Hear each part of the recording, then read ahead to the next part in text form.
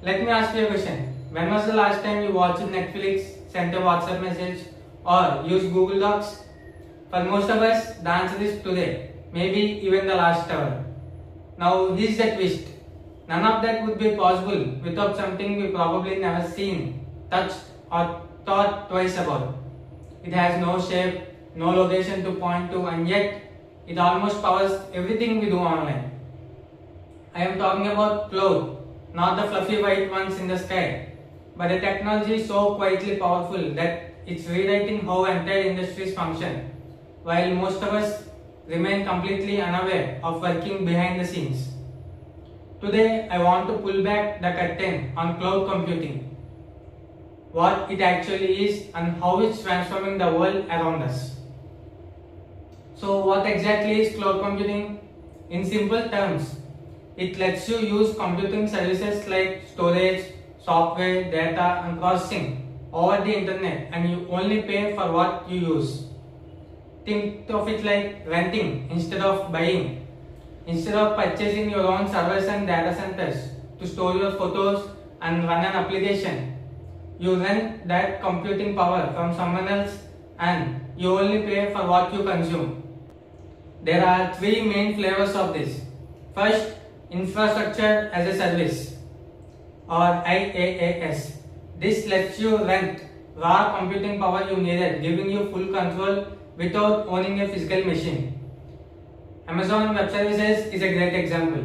Second, platform as a service.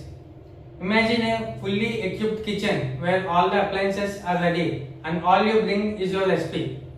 That's the Google App Engine offers developers, a ready-made platform used to build applications without worrying about the underlying technology. And third, software as a service. This is cloud computing in its most familiar form. When you use Google Docs to write a report or Netflix to watch a show, you use SaaS. The company handles all the technical complexity where you just enjoy the service. The major players driving all of this: Amazon Web Services, Microsoft Azure and Google Cloud Platform. And here's where it gets really interesting, because cloud computing isn't just a background utility. It's actively reshaping entire industries.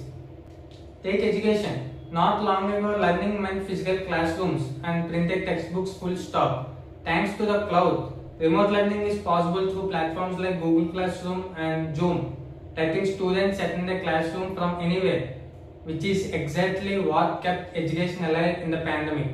Tools like Microsoft 365 and Google Docs allow students to collaborate on a project in the real time, no matter where they are. Then there is entertainment. We used to be tied to DVDs or scheduled broadcasts. Now streaming platforms like Netflix and Spotify use cloud computing to deliver libraries of content on demand, anytime, anywhere. So next time you hit a play button on a movie, join a Zoom classroom or send a message on WhatsApp, remember that none of that is happening on your device. It's completely happening on entirely somewhere else, a data center which you'll never see, powered by technology that has no physical form of its own.